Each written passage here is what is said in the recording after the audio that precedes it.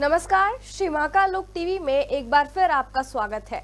मैं आपके साथ हूं वैष्णवी पंचोली। आइए बढ़ते हैं आज की खबरों की ओर।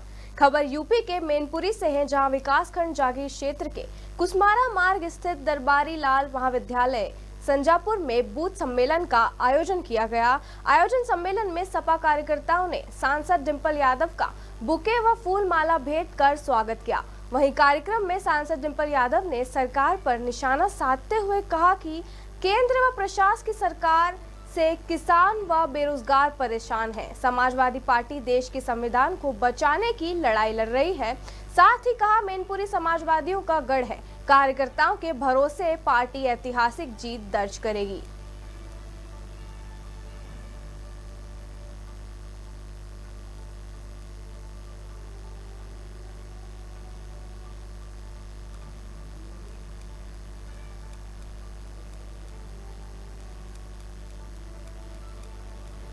चुनाव जितना इस मंच के बैठे सभी नेताओं ने लड़ा था, उससे ज्यादा जोश से आप लोगों ने पूरे समर्पित होके 2022 का चुनाव लड़ा।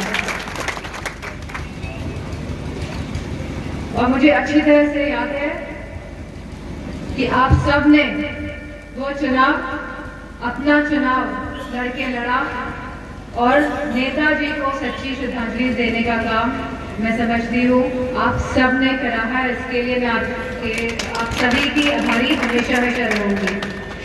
और मैनपुरी हमेशा से नेताजी की थी, है और हमेशा रहेगी, क्योंकि ये समाजवादी का गढ़ है। लेकिन उससे भी ज्यादा महत्वपूर्ण ये बात है कि ये समाजवादी विचारधारा यहीं से अंकुरित हुई और पूरे प्रदेश में इसकी खुशबू फैली और आप सबका योगदान इसमें पूरा है। हम सभी जानते हैं कि अब मौजूदा चुनाव जो आ रहा है बहुत ही महत्वपूर्ण चुनाव होने जा रहा है और ऐसा कहा जाता है कि देश और इस राष्ट्र के जो दो मजबूत स्तंभ हैं वो हमारा किसान है और वो हमारा जवान है। और आज की तारीख उठा के देख लेंगे तो हमारा किसान भी परेशान है और जवान की क्या हालत है आपको पता ही है। कैसी योजना लेके सरकार आई है, अग्निवीर जैसी योजना। और इस सरकार की मंशा ही यही है कि गांव-गांव में जो अर्थव्यवस्था जो बेहतर हो रही थी उस अर्थव्यवस्था को बेकार कर दीजिए, जिससे कि आपके बच्चे, हमारे बच्चे को सही शिक्षा नहीं प्राप्त हो सके। और जब किसी बच्चे को शिक्षा नहीं प्राप्त होती है तो उसको ज्ञान प्राप्त हो नहीं सकता है, वो नहीं जान सकता है कि दुनिया में क्या हो रहा है। तो ऐसी सरकार को हमेशा आप लोगों ने साथ दिया ही है, लेकिन यह चुनाव बहुत ही महत्वपूर्ण चुनाव है और मेरी आप सबसे अपील है कि यह चुनाव जहां संविधान बचाने का चुनाव है, यह चुनाव हमारे किसान भाइयों का चुनाव है। ये किसान हमारी महिला सुरक्षा को लेकर होने जा रहा है। वहीं यह चुनाव हमारे युवाओं को रोजगार को लेके भी होने जा रहा है। यूपी के गोंडा में शत्रु संपत्ति पर कब्जे के मामले पर सपा से गोंडा की पालिक चेयरमैन उस्मा रशीद पर एफआईआर दर्ज हुई है। बताया जा रहा है कि चेयरमैन रहते हुए दस्तावेजों में छेड़छाड़ की थी, जिसके बाद उस्मा पर धोखाधड़ी का केस दर्ज हुआ है। वहीं भारत सरकार के आदेश पर उस्मा के रकाबगंज स्थित आवास को सील किया गया है।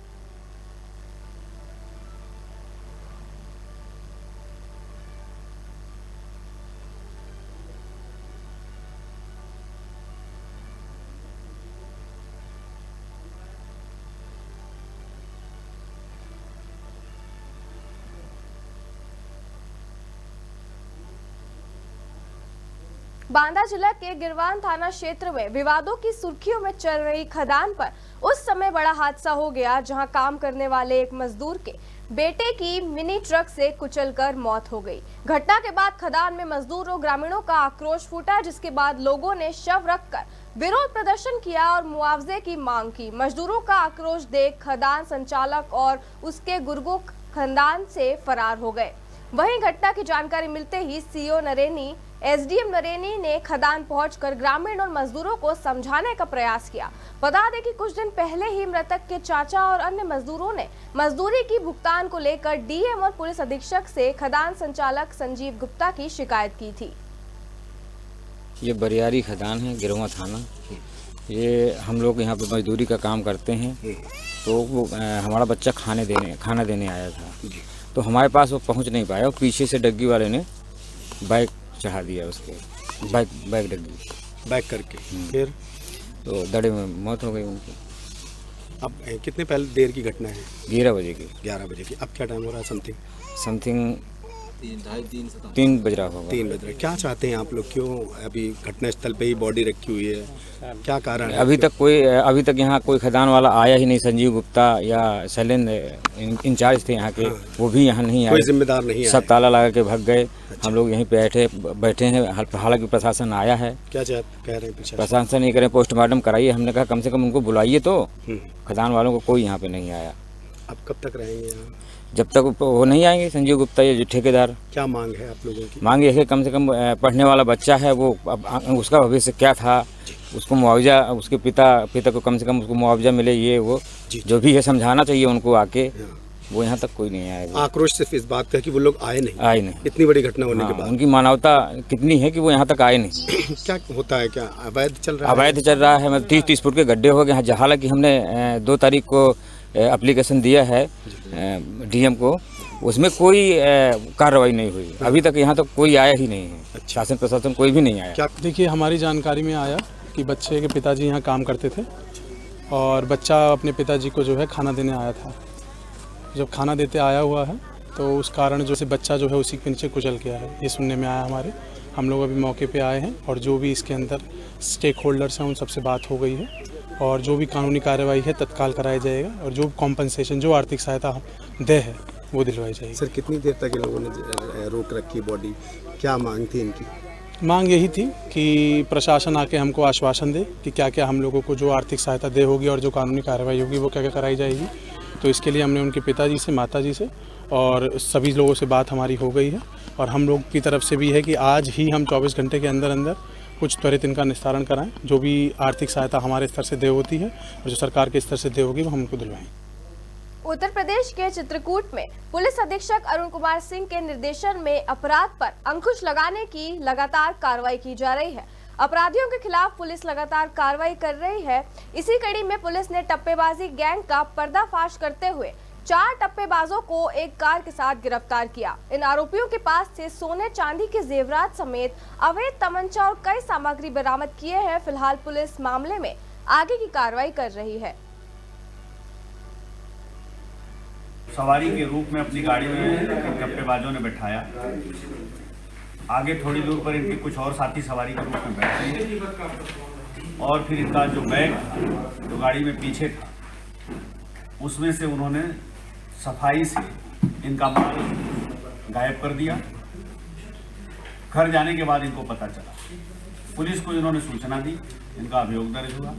उसके बाद राजापुर इंस्पेक्टर के नेतृत्व में ये टीम इस गैंग के पीछे प्रयास कर रही थी। खुलासा हुआ, 4 लोग इस गैंग के पकड़े गए। एक घटना और भी जनपद मऊ में इसी तरह की हुई थी, उसमें भी गाड़ी प्रयोग हुई थी। लालता रोड के आसपास की घटना थी, उसका भी माल इनसे बरामद हुआ है। इन्होंने जो इकबाल किया है, इस तरह से इस जनपद में 2 घटनाएं विगत दिनों हुई थी, दोनों इसी गैंग द्वारा कारित की गई थी।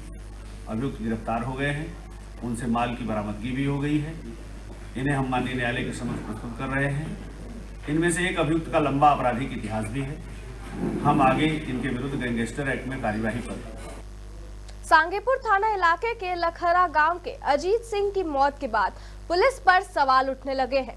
बता दें कि एनडीपीएस मामले में वांछित अजीत सिंह को लखनऊ एसटीएफ ने गिरफ्तार किया था और लेकर जा रही थी। इसी बीच आरोपी के सीने में दर्द की शिकायत की, जिसके बाद उसके मेडिकल कॉलेज रेफर कर दिया गया, जहां डॉक्टरों ने उसे मृत घोषित कर दिया, जिसको लेकर परिजन आक्रोशित है। वहीं मामले को शांत करने के लिए भारी पुलिस बल तैनात किया गया है। देखिए, आज एसटीएफ की टीम थाना सांगीपुर में आई थी और इसमें अजय प्रताप सिंह एक अभियुक्त जो 78/24 धारा 8/21 NDPS एक्ट के वांछित थे, उनको ले जा रही थी। रास्ते में इन्होंने अपने सीने में दर्द होने की बात बताई। इस संबंध में तत्काल STF द्वारा इलाज के लिए इनको ट्रामा सेंटर लालगंज ले गए, जहाँ डॉक्टरों ने उनको रेफर किया डिस्ट्रिक्ट हॉस्पिटल के लिए। वहाँ पर वो एम्बुलेंस के द्वारा डिस्ट्रिक्ट हॉस्पिटल गए और अनफॉर्चुनेटली उनकी डेथ हो गई है। इस संबंध में इनके परिवारजनों को बता दिया गया है और उनसे वार्ता भी की जा रही है और वार्ता के क्रम में आगे विधिक कार्रवाई की जाएगी। गोड्डा पुलिस अधीक्षक विनीत जायसवाल में निर्वाचन आयोग द्वारा लोकसभा चुनावों की अधिसूचना जारी होने के बाद शहर भर में भ्रमण किया और आदर्श आचार संहिता के अनुपालन में की जा रही कार्रवाई का जायजा लिया। वहीं बाजार और सड़क चौराहों पर लगे राजनीतिक चुनावी banner, poster, holding, wall painting को हटाने की कार्रवाई की। गोंडा से दिलीप कुमार यादव की रिपोर्ट।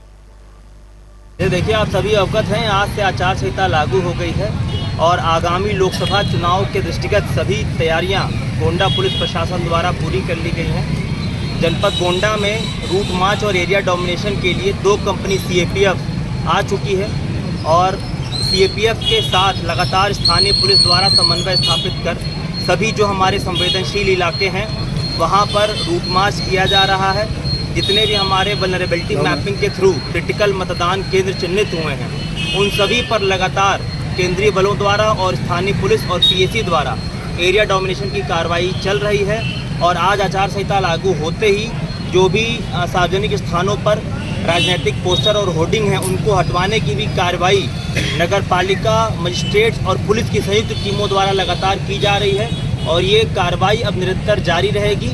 और आगे चलकर निरोधात्मक कार्रवाइयाँ जो पुलिस की लगातार चल रही हैं, उनमें भी हम बढ़ोतरी करेंगे और सोशल मीडिया पर भी लगातार हमारी टीमों द्वारा नज़र रखा जा रहा है। इन सभी तैयारियों के साथ पूर्ण रूप से सकुशल और निष्पक्ष तरीके से ये पूरी कार्यक्रम को हम संपन्न कराएंगे। सर, डिस्टर्बिंग एलिमेंट को क्या मैसेज देंगे चुनाव के लिए? देखिए, मैसेज बिल्कुल क्लियर है। यदि किसी ने भी प्रत्यक्ष या परोक्ष रूप से इस पूरे कार्यक्रम में किसी भी प्रकार से विघ्न डालने का प्रयास किया, ऐसे अराजक तत्वों को चिन्हित कर उनके विरुद्ध कड़ी से कड़ी वैधानिक कार्रवाई अमल में लाई जाएगी। बांदा के मटोन थाना क्षेत्र में बंशीपुर गांव में हर्ष फायरिंग में मौत के बाद आरोपी को पुलिस ने 24 घंटे के अंदर गिरफ्तार किया। साथ ही आरोपी की कब्जे से एक तमंचा व खोखा बरामद किया गया। बता दें कि बरहो संस्कार कार्यक्रम में आरोपी ने अवैध कट्टे से फायरिंग की थी, जिसमें दूसरे युवक के सीने में गोली लगी थी, जिसके बाद इलाज के दौरान उसकी मौत हो गई। वहीं परिजनों की तहरीर पर पुलिस ने आरोपी युवक पर मुकदमा दर्ज किया है। बीती रात लगभग 10:30 बजे ग्राम बसीपुरवा, थाना मटौद, जनपद बांदा के एक समारोह में की गई हर्ष फायरिंग में एक व्यक्ति प्रमोद पाल, उम्र लगभग 20 वर्ष, सन ऑफ जन्मा पाल के सीने में गोली लगी है। उसको उपचार हेतु अस्पताल ले जाया गया, जहां उसकी मृत्यु हो गई है। इस संबंध में फायरिंग करने वाले व्यक्ति सौरभ सिंह, सन ऑफ श्याम सिंह को गिरफ्तार कर लिया गया है। शव को पोस्टमार्टम हेतु भेजा गया है। उत्तर प्रदेश के जालौन में हाईवे पर अनियंत्रित होकर खाई में शताब्दी बस पलट गई। इस हादसे में बस में सवार 1 दर्जन से ज्यादा सवारियां घायल हो गई हैं। वहीं जानकारी मिलते ही पुलिस ने लोगों की मदद से घायलों को इलाज के लिए जिला अस्पताल पहुंचाया, जहां डॉक्टर ने प्राथमिक उपचार के बाद 2 घायलों को गंभीर हालत में मेडिकल कॉलेज झांसी रेफर कर दिया। बताया जा रहा है कि बस इंदौर से कानपुर जा रही थी। इसी दौरान बस अनियंत्रित होकर पलट गई।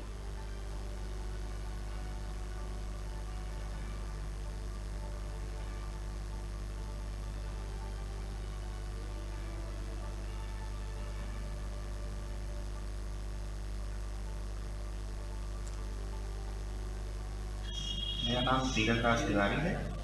मैं इंदौर से कानपुर के लिए ट्रैवल कर रहा था शताब्दी ट्रैवल से, और ये उरई से 16 किलोमीटर पहले इस गाड़ी का एक्सीडेंट हो गया।